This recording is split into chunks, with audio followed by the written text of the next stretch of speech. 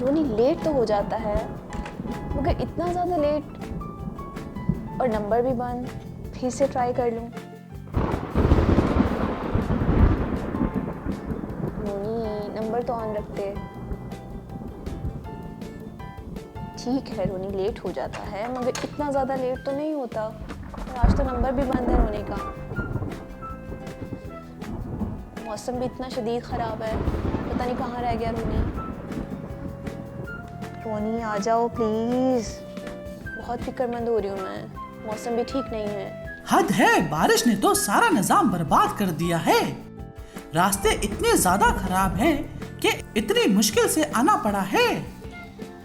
رونی میں بھی اسی طرح مشکل کا سامنا کر کے آئی ہوں، مگر مجھے آپ صرف یہ بتائیں کہ آپ کا نمبر کیوں بند تھا؟ میں اتنا زیادہ پریشان تھی آپ کے لیے. کوئی ایک پرابلم ہو تو بتاؤں. آج تو مجھے بہت سی پریشانیوں کا سامنا کرنا پڑا. بارش کی وجہ سے صرف راستے ہی نہیں بلکہ نیٹ ورک بھی خراب. لائٹ کی وجہ سے فون بھی چارج نہیں کر پایا، صرف 10% بیٹری تھی. کال کرنے کی کوشش کی تو سگنل بھی نہیں تھے. کرتا تو کیا کرتا. اوہ اچھا، تو بس اتنی سی مشکل سے ہی گھبرا گئے، تو آگے کیا کریں گے رونی آپ؟ کیا مطلب ہے ریا اس بات کا کہ آگے کیا ہوگا؟ آپ کہیں میری شادی کی بات تو نہیں کر رہی؟ رونی شادی بھی ہو ہی جائے گی آپ کی، مگر اس کے علاوہ بھی اور بہت ساری مشکلات ہیں. تو میں سوچی تھی کہ آپ اتنی سی ہی مشکل سے ڈر گئے، تو آگے کیا کریں گے؟ یہ تو ہے جیسے مجھے آج بھی مشکلات کا سامنا کرنا پڑا. اسی لیے تو رونی میں کہہ رہی ہوں کہ آگے چل کے آپ کا کیا ہوگا. تو کیا کروں میں؟ پھر آپ ہی بتا دو مجھے. تو رونی آپ کو یاد ہے کہ آپ نے خداوند یسوع مسیح کو اپنا نجات دہندہ قبول کر لیا ہے؟ ریا یہ بھی کیا بولنے کی بات ہے؟ بالکل مجھے یاد ہے. رونی یہ ہے تو بہت ہی حیرت انگیز اور خوبصورت ترین حقیقت کہ مسیح یسوع کو قبول کرنے میں ہی ہمیشہ کی زندگی ہے، مگر ایک مسیحی زندگی بسر کرنا اتنا آسان بھی نہیں ہے. کیا مطلب ہے ریا؟ کیوں آسان نہیں ہے؟ بتاؤ مجھے پلیز. رونی 3 خطرناک دشمن ہیں جو ہماری زندگی میں ہمیشہ رکاوٹ کا باعث بنتے ہیں، جو نہیں چاہتے کہ ہم ہمیشہ کی زندگی کو حاصل کریں. ہیں 3 خطرناک دشمن؟ آخر کون ہیں؟ رونی یہ 3 خطرناک دشمن یہ دنیا، ہماری جسمانی خواہشات اور شیطان ہیں. ہیں؟ یہ دنیا کیسے دشمن ہو سکتی ہے ریا؟ مجھے تو یہ سمجھ نہیں آ رہی. رونی بائبل مقدس میں لفظ دنیا کو 3 معنوں میں استعمال کیا گیا ہے. پہلی بار زمین، جس کو بائبل مقدس میں ہم پیدائش پہلا باب اور اس کی پہلی آیت میں پڑھ سکتے ہیں، اور دوسری بار لوگوں کے لیے، جس کے لیے ہم بائبل مقدس میں سے یوحنا اس کا 3 باب اور اس کی 16ویں آیت کو پڑھ سکتے ہیں. اور رونی تیسری بار ان چیزوں کے لیے جو دنیا میں موجود ہیں، یعنی جسمانی خواہشات، اور اس کے لیے بائبل مقدس میں سے پہلا یوحنا اس کا 2 باب اور اس کی 15ویں آیت کو ہم پڑھ سکتے ہیں. لیکن رونی یہ سب ہمارے دشمن نہیں ہیں. پھر کیوں اسے دشمن کہہ رہی ہو؟ مجھے کیوں تجسس میں ڈال رہی ہو؟ رونی تھوڑا صبر بھی کر لیا کرو، میں بتا رہی ہوں نا آپ کو.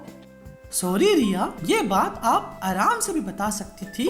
رونی اس لیے آپ غور سے سنو کہ خدا نے دنیا کو اس لیے تخلیق کیا کہ انسان اس میں رہ کے خدا کی عبادت کرے، لیکن انسان نے گناہ کر کے خدا سے دوری اختیار کر لی اور شیطان کے برے منصوبوں پر عمل کرنے لگا، اور انسان نے خدا سے اپنا رشتہ توڑ لیا اور جسمانی خواہشات جیسے لالچ، جھوٹ، فریب، خود غرضی اور حسد جیسے گناہ میں مبتلا ہو گیا. اور آپ جانتے ہیں ایسا اس سے کس نے کروایا؟ میرا خیال ہے شیطان نے. جی رونی بالکل، اور یہ شیطان کا انسان کو خدا سے دور رکھنے کا دنیاوی نظام تھا جس سے وہ اس دنیا پہ حکمرانی کرنا چاہتا تھا. لیکن ریا وہ ایسا کیوں چاہتا تھا؟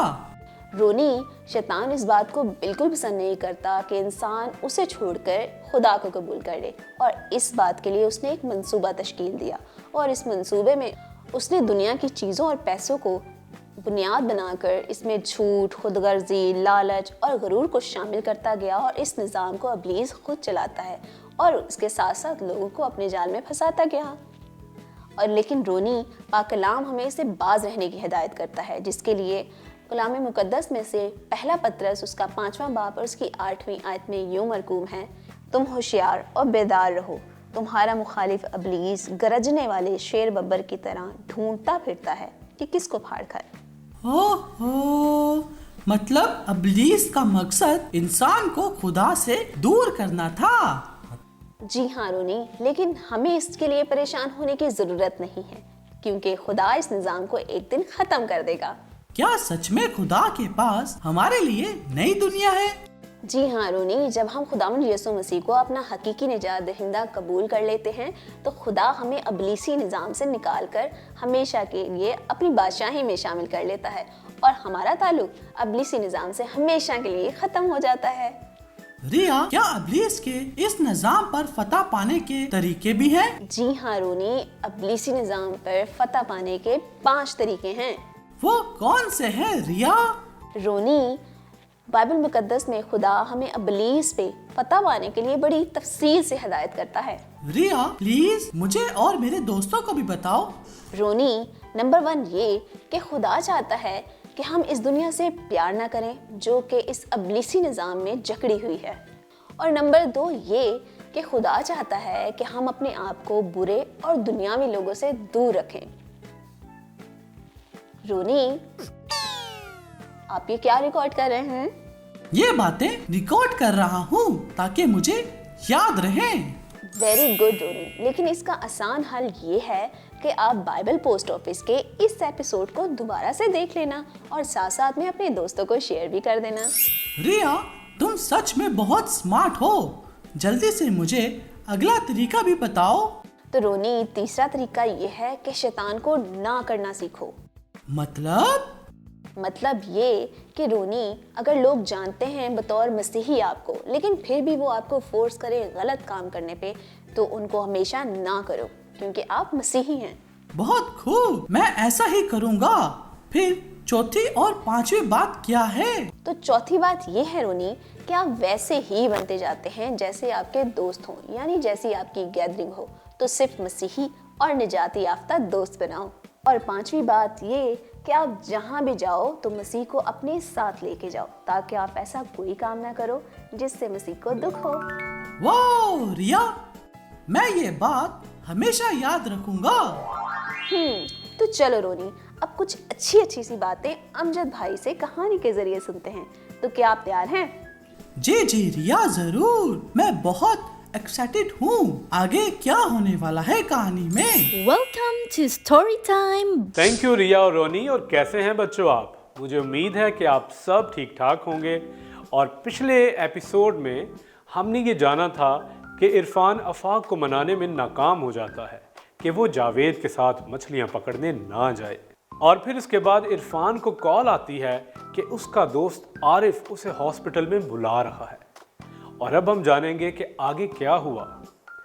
عرفان جیسے ہی ہاسپٹل پہنچتا ہے تو وہاں پر عارف اس سے اس بات کا اظہار کرتا ہے کہ وہ یسوع مسیح کو اپنا نجات دہندہ قبول کرنا چاہتا ہے، اور اس سے پوچھتا ہے کہ کیا اسے یسوع کو اپنانے کے لیے چرچ میں جا کر دعا کرنی ہوگی۔ عرفان کچھ دیر سوچتا ہے اور پھر اسے بتاتا ہے کہ اس کی آنٹی ارم نے اسے بتایا تھا کہ اگر ہمیں یسوع مسیح کو قبول کرنا ہے تو ہمیں اس کے لیے چرچ جانے کی ضرورت نہیں ہے، بلکہ ہم کسی بھی وقت دعا کر کے خداوند یسوع مسیح کو اپنی زندگی دے سکتے ہیں۔ عارف نے کہا یہ تو بہت اچھا ہے۔ عارف نے فوراً اپنی آنکھیں بند کی اور دعا کی اور کہا، اے پیارے آسمانی باپ، میں تیرا شکر کرتا ہوں کہ تو مجھ سے پیار کرتا ہے اور تو نے میرے گناہوں کے لیے اپنے بیٹے یسوع کو اس دنیا میں بھیجا۔ مہربانی کر کے میرے سارے گناہ معاف کر دے، اور میں اس بات کا بھی اقرار کرتا ہوں کہ میں نے اسکول میں بچوں کو بہت تنگ کیا ہے۔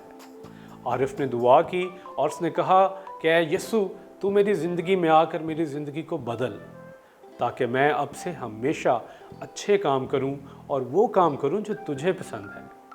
عارف کچھ دیر کے لیے رکا اور پھر اس نے کہا، اے खुदावंद मैं आपका शुक्रिया अदा करता हूँ।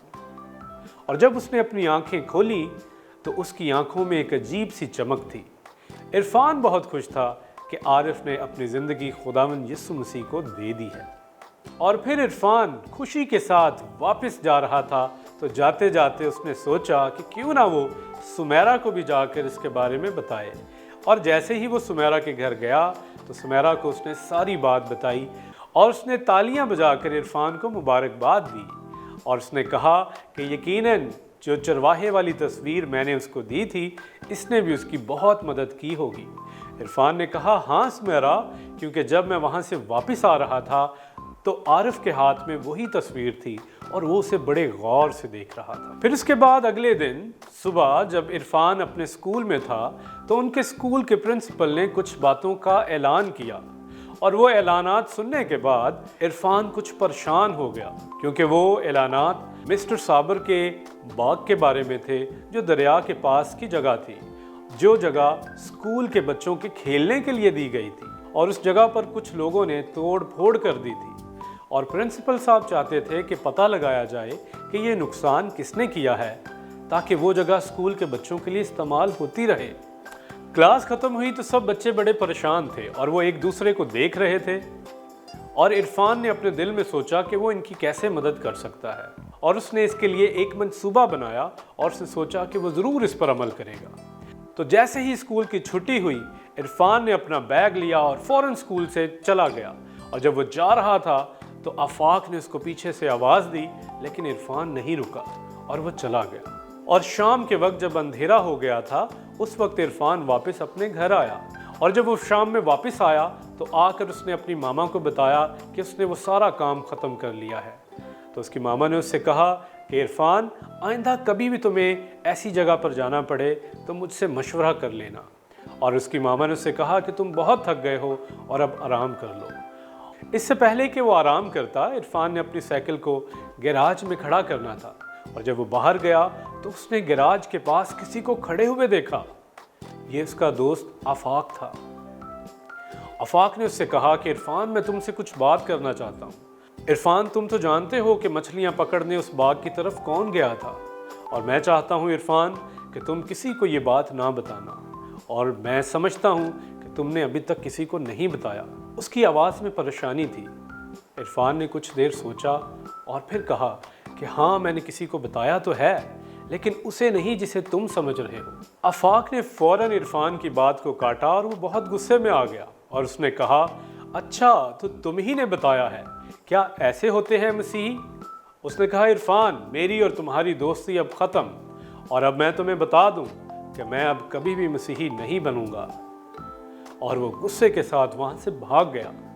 इरफान बहुत परेशान हुआ और वो जब रात को सोया तो उसके जहन में वही बातें और वही अल्फाज गूंज रहे थे कि इरफान, अब मैं मसीही नहीं बनूंगा। और वो सो गया। और सुबह जब वो उठा, तैयार हुआ और अपनी बाइबल को खोला तो उसने यूहन्ना की अंजील की 16वें बाब की 23वीं आयत को पढ़ा कि अगर बाप से कुछ मेरे नाम से मांगोगे तो वो तुमको ज़रूर देगा। अब उसने फैसला किया कि वो बाप से मांगेगा और इस आयत को ज़ुबानी याद करेगा ताकि इसे अपनी दुआ में शामिल कर सके, और वो बाप से मांगे ताकि उसका दोस्त उसे वापस मिल जाए। तो बच्चों, देखते हैं कि इरफान और आफाक क्या वाकई दोस्त रह पाएंगे। तो तब तक के लिए बच्चों देखते रहिए बाइबल पोस्ट ऑफिस। खुदा हाफिज, बाय बाय। जी तो प्यारे बच्चों, मुझे उम्मीद है कि आज के इस एपिसोड से आपने बहुत सारी अच्छी बातें सीखी होंगी। तो बच्चों, खुदा चाहता है कि हम इब्लीस के इस दुनियावी निज़ाम से दूर रहें और सिर्फ खुदा यीशु मसीह की बातों पे अमल करें और उसके हुक्मों को मानें। और बच्चों, मुझे उम्मीद है कि आप अपने साथ साथ अपने बहन भाइयों को भी ऐसा करने का मशवरा ज़रूर देंगे। बिल्कुल अच्छे बच्चे बन जाएंगे जैसे कि रोनी है। मिलेंगे फिर एक दिलचस्प एपिसोड में। तब तक के लिए मुझे और रिया को दे इजाजत। बाय बाय, खुदा हाफिज।